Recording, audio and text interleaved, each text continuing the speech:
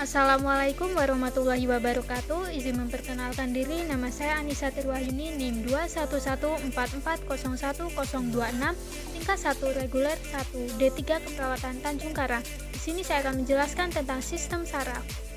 Sistem saraf merupakan suatu sistem koordinasi yang bertugas menyampaikan stimulus atau rangsangan dari reseptor ke saraf pusat, yaitu otak dan sumsum tulang belakang, untuk diterjemahkan dan mengantarkan informasi yang diperoleh ke efektor. Sistem saraf dibangun oleh jaringan saraf yang terdiri dari neuron atau sel saraf. Neuron adalah unit kerja sistem saraf pusat, terdiri dari 12 nervus kranial, semua nervus spinal, dan cabangnya. Berdasarkan fungsinya, neuron terbagi menjadi 3 jenis, yaitu neuron sensorik yang membawa pesan ke saraf pusat, neuron motorik yang membawa pesan dari saraf pusat, interneuron yang mengantarkan pesan di antara neuron sensorik dan motorik di saraf pusat.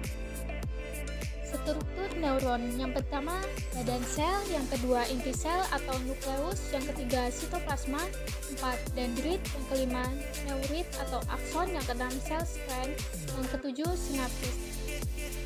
Sistem saraf dibagi menjadi dua, yaitu sistem saraf pusat dan sistem saraf tepi. Yang pertama, sistem saraf pusat.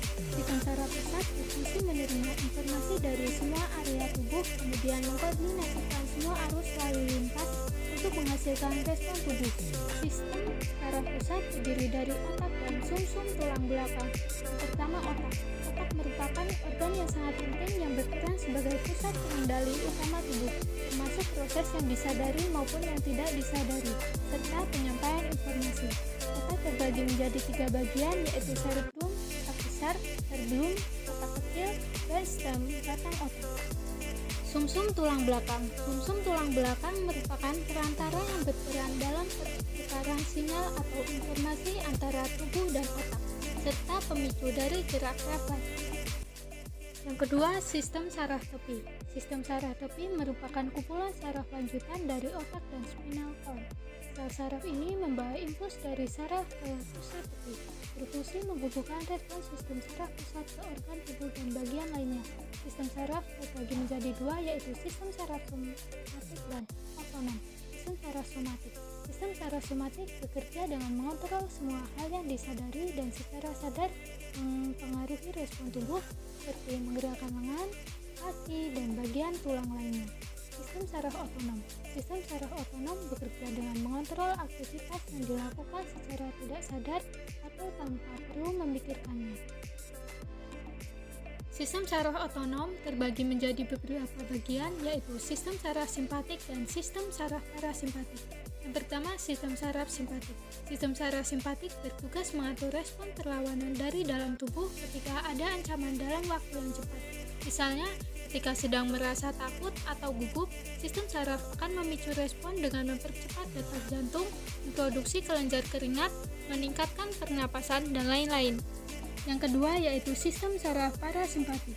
Sistem saraf parasimpatik bertugas membuat respon. Sistem ini bertanggung jawab untuk menjaga fungsi tubuh agar tetap berjalan normal setelah munculnya ancaman. Setelah ancaman berlalu, sistem ini akan memperlambat detak jantung, memperlambat pernapasan, mengurangi aliran darah ke otot, dan menyempitkan pupil mata. Ini memungkinkan kita untuk mengembalikan tubuh ke kondisi normal. Penyakit sistem saraf. Berbagai penyakit atau gangguan saraf pada manusia.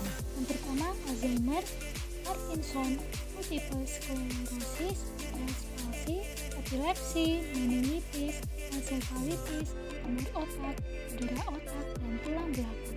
Ciri-ciri atau gejala penyakit saraf. Yang pertama, sakit kepala, penglihatan buram, kelelahan, mati rasa atau kesemutan, bagian tubuh tertentu berputar atau tremor, hilang ingatan, kehilangan koordinasi tubuh, kekuatan atau melemahnya otot, atrofi otot, masalah emosional, perubahan perilaku, kejang, dan cadel. Sekian materi yang dapat saya sampaikan. Saya ucapkan terima kasih. Wassalamualaikum warahmatullahi wabarakatuh.